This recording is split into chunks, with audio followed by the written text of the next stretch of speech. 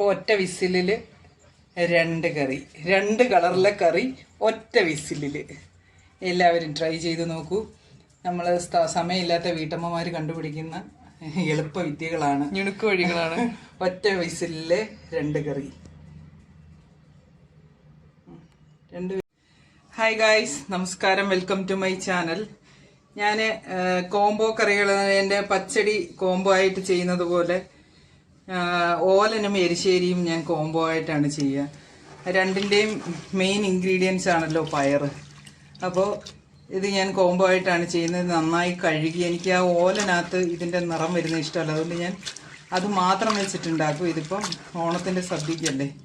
അപ്പോൾ ഇതിനകത്ത് നല്ലതുപോലെ കല്ലൊക്കെ ഉണ്ടാവും, അതൊക്കെ കഴുകി കളഞ്ഞിട്ട് അരിച്ച് കളഞ്ഞിട്ടല്ലേ സദ്യ അടിപൊളി കഴിച്ചുകൊണ്ടിരിക്കുമ്പോൾ കല്ല് കടിക്കും. ഡാർലിങ്ങിൻ്റെ അടിയുണ്ടതുപോലെ. അപ്പോൾ അത് കുറച്ച് ഉപ്പും വെള്ളവും ഒഴിച്ച് വേവിച്ചെടുക്കും. ഞാൻ ഈ ഓലൻ എടുക്കുമ്പോൾ ഇതിനകത്ത് നിന്ന് വെള്ളം എടുക്കില്ല, വേവിച്ചത് മാത്രമേ എടുക്കൂ. വെള്ളം വരുമ്പോൾ ഓലൻ്റെ കളറ് മാറും. എനിക്ക് ഓർമ്മയുണ്ടോ ഞാൻ വെറുതെ ഇത് മാത്രം ഇട്ട് ഉണ്ടാക്കി തന്നത്, ഓലൻ കുമ്പളങ്ങ മാത്രം. അങ്ങനെ ഇരിക്കണം, നല്ല കളറ്. ഇനി ആവശ്യത്തിന് ഉപ്പിടുക, കുറച്ച് വെള്ളം ഒഴിക്കുക. വെള്ളം ഇച്ചിരി കൂടിയാലും കുഴപ്പമില്ല, നമുക്ക് എരിശ്ശേരിക്ക് എടുക്കാതെ. ഓലനാണെങ്കിൽ നമ്മൾ വെള്ളം കൂടുതൽ വെക്കാൻ പാടില്ല, കുറച്ചേ വെക്കാൻ പറ്റും. കാരണം നാളികേര പാലിലാണ് അത് ചെയ്തെടുക്കുന്നത്. ഇനി നമുക്കത് വേവിച്ചെടുക്കാം.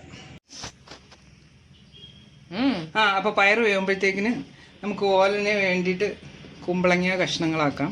ഇത് നോക്ക്, ഇത് നല്ല പിഞ്ച് കുമ്പളങ്ങയാണ്. അല്ല, പിഞ്ച് തന്നെ എടുക്കണം, അല്ലെങ്കിലുണ്ടല്ലോ ഇല്ല സ്പോഞ്ച് പോലെ ഇരുന്നിട്ട് ഒരു രസം ഉണ്ടാവില്ല. അത് നമുക്ക് സാമ്പാറിനൊക്കെ ചേർക്കാം, പക്ഷേ ഓലന് നല്ല പിഞ്ച് കുമ്പളങ്ങ വേണം. അപ്പം ഞാനിത് നുറുക്കി കഷ്ണങ്ങളാക്കിയിട്ട് കാണിച്ചു തരാം. അപ്പം നമ്മുടെ ഓലന് വേണ്ടിയിട്ട് ഇതേപോലെ കുമ്പളങ്ങ അരിഞ്ഞെടുക്കണം. വലിയ പീസല്ല, ചെറിയ നൈസ് പീസായിട്ട് അരിഞ്ഞെടുത്തതിന് ശേഷം ഒരു പച്ചമുളക്, 2 പച്ചമുളകായത് 4ആയിട്ട് കീറിയെന്നേ ഉള്ളൂ. 4 പച്ചമുളകാണ്. കുറച്ച് വെള്ളത്തിൽ വേവിച്ചെടുക്കണം, കാരണം ഇതിനകത്തൊന്നും വെള്ളം ഇറങ്ങും. അപ്പോൾ ഒരുപാട് വെള്ളമാവും, പിന്നെ വറ്റിച്ചെടുക്കാൻ വലിയ പാടായിരിക്കും. അതുകൊണ്ട് നമ്മുടെ പയർ ഓൾറെഡി വെന്ത് കഴിഞ്ഞു. ഇനി ഇതൊന്ന് വേവിച്ചെടുക്കണം. അപ്പോൾ വെന്തിട്ട് കാണിക്കാം. നമ്മുടെ പയർ വെന്തു. ഇത്രയും പയറേ ഞാൻ എടുക്കുന്നുള്ളൂ. ഒരുപാട് ഇട്ടാലും കളറും അങ്ങ് ചേഞ്ച് ആവും. എനിക്കത് ആ കറി അങ്ങനെ വെളുത്തിരിക്കുന്നതാണ് ഇഷ്ടം. അപ്പോൾ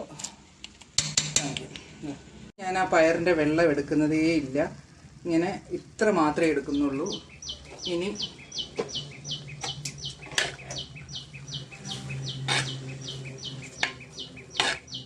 നമ്മളിനി നാളികേരത്തിൻ്റെ പാല് ചേർക്കുകയാണ്.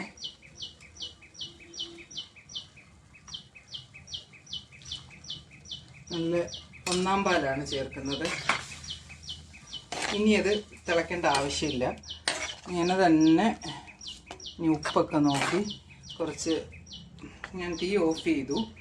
ഇനി അത് തിളയ്ക്കേണ്ട ആവശ്യമില്ല. പിന്നെ ഈ മൺചട്ടി ആയതുകൊണ്ട് മൺചട്ടിയിലിരുന്നത് ഒന്ന് ചെയ്യും. തീ അങ്ങ് ഓഫ് ചെയ്തു. ഇനി ഉപ്പുണ്ടോ നോക്കട്ടെ. നല്ലതാണോ? ഉപ്പ് കുറവാണ്, കുറവാണെന്നല്ല, ഇല്ല. ഇച്ചിരി ഉപ്പ് ചേർക്കട്ടെ. ഉപ്പ് ചേർത്തു. ഞാനിങ്ങനെ ചെയ്യുന്നതെന്ന് പറഞ്ഞാൽ ഇതിൻ്റെ ഈ നാച്ചുറലായിട്ടുള്ള ഈ കളറ് പോകാതിരിക്കാനാണ്. പയർ ഒരുപാടൊന്നും വാരിയിട്ടാൽ അത് കിട്ടില്ല. പയറിൻ്റെ വെള്ളം ചേർത്താൽ ഇതൊരുമാതിരി പിങ്ക് കളറാവും, അതെനിക്കിഷ്ടമല്ല. ഇനി ഞാൻ ഇപ്പോൾ നമ്മുടെ ഓലൻ റെഡിയായി. ഇനി ഇതിനകത്തേക്ക് ചേർക്കാനുള്ളത് കറിവേപ്പിലയാണ്. നമ്മൾ കറിവേപ്പില ഒന്നും ചേർത്തിട്ടല്ല ഇത്. കറിവേപ്പില നല്ലപോലെ ഇങ്ങനെ ഒന്ന് ഞെരടി ഇടണം. അതിനുശേഷം ഒരു സ്പൂണോളം, 1 ടേബിൾ സ്പൂണോളം പച്ച വെളിച്ചെണ്ണ ഒഴിക്കണം. അതിനുശേഷം അടച്ച് വയ്ക്കണം. അടച്ച് വെച്ച് കഴിഞ്ഞിട്ട് ഇപ്പോൾ ഈ വെള്ളം കണ്ട അടച്ച് വെച്ച് കഴിഞ്ഞ് കുറച്ച് നേരം കഴിയുമ്പോൾ ഒന്ന് കുറുകും. അപ്പം ഞാൻ കാണിച്ചു തരാം. അപ്പോൾ ഇനി നമുക്ക് അടുത്ത പരിപാടി തുടങ്ങാം. ഇനി നമ്മൾ എരിശ്ശേരിയാണ് വെക്കുന്നത്. ഇനി ആ മത്തങ്ങ അതാ ഞാൻ അരിഞ്ഞത് കാണിച്ചില്ല. ഇതുപോലെ വലിയ കഷ്ണമായിരുന്നും കുഴപ്പമില്ല. നമ്മൾ ഈ വേവിച്ച് ഇതിൻ്റെ വെള്ളം ഉണ്ടല്ലോ, ഈ വെള്ളത്തിൽ തന്നെ കുക്കറിലിട്ട് ഒരു വിസിൽ അടുപ്പിക്കാം. ഒരു വിസിലടിച്ചിട്ട് എടുത്തിട്ട് കാണിക്കാം. ഇതിപ്പോൾ വെന്തൊന്നും വിചാരിച്ചിട്ട് കുഴപ്പമൊന്നുമില്ല. രണ്ടും കൂടെ നല്ലപോലെ വെന്തുടയാനുള്ള സാധനങ്ങളാണ്. അപ്പോൾ ഞാൻ ഇതൊന്ന് ഒരു വിസിലടുപ്പിച്ചിട്ട് കാണിച്ചു തരാം.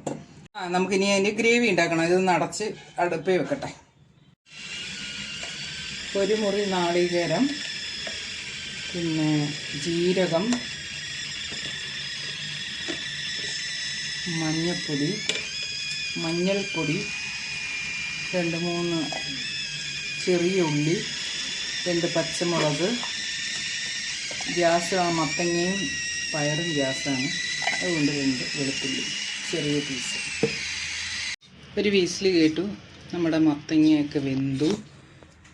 ഇനി ഇത് ഉണ്ടാക്കുന്ന പാത്രത്തിലോട്ട് തട്ടിയിടാം. അരച്ച് വെച്ച് ഇത് വെള്ളമൊന്നും ചേർക്കാതെ ചതഞ്ഞതേ ഉള്ളൂ. അരയ്ക്കൊന്നും വേണ്ട, ഒരുപാട് മഷി പോലെ അരയൊന്നും വേണ്ട. സാധാ ഒരു തോരൻ അവിയലിൻ്റെ പാകം അരച്ചു. അതിനകത്തോട്ട് മാക്സിമം വെള്ളം ചേർക്കാതിരിക്കുക, അരച്ചെടുക്കുക. അതിലേക്ക് നമുക്ക് വെന്തത് തട്ടിയിടാം. എന്താ ഇതിൻ്റെ വെള്ളമുണ്ട്, അതുകൊണ്ടാണ് മാക്സിമം വെള്ളം ചേർക്കേണ്ടതെന്ന് പറയുന്നത്. അല്ലെങ്കിൽ പിന്നെ അത് വറ്റിച്ചെടുക്കാൻ നിൽക്കണം. അപ്പോൾ നമുക്കൊന്ന് ഇളക്കി യോജിപ്പിക്കാം. ഇനി ഞാനിത് അടുപ്പിൽ വെച്ചിട്ട് നമ്മുടെ എന്താ പറയുക, അരപ്പ് ചേർത്തതൊന്ന് വേവണം. പിന്നെ ഇതിനകത്ത് കുറച്ച് വെള്ളമുണ്ട്, അതും ഒന്ന് വറ്റണം. അപ്പോൾ ഞാൻ അടുപ്പിലേക്ക് വെച്ചിട്ടുണ്ട്. ഇനി ഇത് വറുത്തിടണം. ഇതിനെ വറുത്തിടലാണ് ഇതിൻ്റെ ഏറ്റവും പ്രധാനപ്പെട്ട ഐറ്റം. അപ്പോൾ ഇതവിടെ ഇരുന്നിട്ട് വേവട്ടെ. ഇനി എരിശ്ശേരിക്ക് വറുത്തിടിയിലാണ്. എരിശ്ശേരിയുടെ ഏറ്റവും വലിയ പ്രത്യേകത ഏതാണ്? വറുത്തിടി. കടുക് ഇട്ടു. അതൊന്ന് ഇടുമ്പോൾ 6 മിനിറ്റ് കുറച്ച് ഗ്യാസോട്ട് വയ്ക്കും.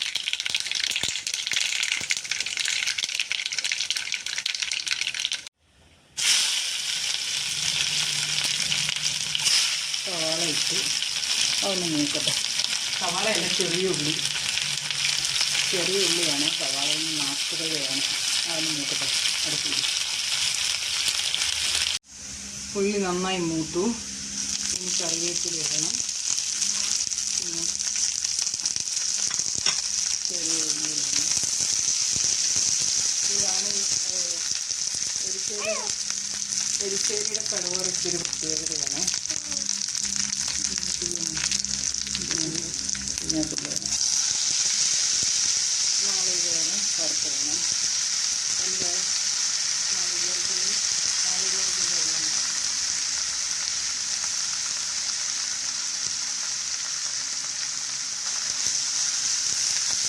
ഇനി ഇതൊന്ന് ഒരുപാട് ഇല്ല, എന്നാലും ഒരു നല്ല ഇതിൻ്റെ കളറിൽ ഇതിൻ്റെ നമ്മുടെ ഉള്ളി ഇരിക്കുന്നുണ്ട് സ്വർണ്ണ കളറിൽ, ആ കളറിൽ നമുക്ക് അറിയാം. അപ്പം നോക്കി നമ്മുടെ നാളികേരം നന്നായി മൂത്തു. നല്ല മണം അല്ലേ? ഉള്ളിയും എല്ലാം കൂടെ കിടന്ന് നല്ല മണം. ഈ മണം കേൾക്കുമ്പോഴാണ് മഹാബലി നമ്മുടെ വീട്ടിൽ വരുന്നതെന്നാണ് പണ്ടുള്ളവർ പറയുന്നത്. ഇന്നല്ല, തിരുവോണത്തിന് മഹാബലി വരും. ഈ മണം കേൾക്കുമ്പോൾ എരിശ്ശേരിക്ക് നാളികേരം വറുത്തിടുമ്പോഴാണ് മഹാബലി നമ്മുടെ വീട്ടിലേക്ക് വരിക എന്നാണ് ഐതിഹ്യം പറയുന്നത്. ഇങ്ങനെയൊക്കെ ഓരോ ഐതിഹ്യം സത്യമുണ്ടോ എന്ന് എനിക്കറിയില്ല. അപ്പം നമ്മളിനി അതിലേക്ക് നമ്മുടെ എരിശ്ശേരിയിലേക്ക് ചേർക്കുകയാണേ. എരിശ്ശേരി ഒന്ന് കുറച്ച് കട്ട പിടിച്ചു. ഇനി ഇതും കൂടെ ചേർത്ത് നന്നായിട്ട് ഇളക്കി. ഹായ്, നല്ല മണം, നല്ല സുഗന്ധം, നല്ല.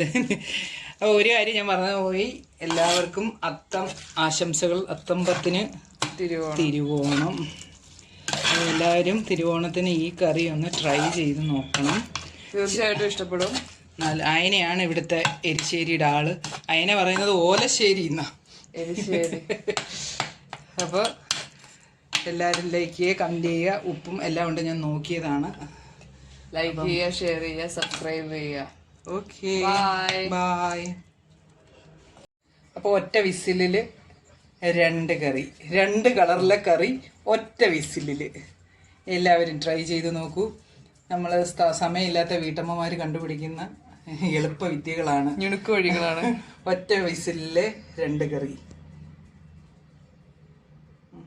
2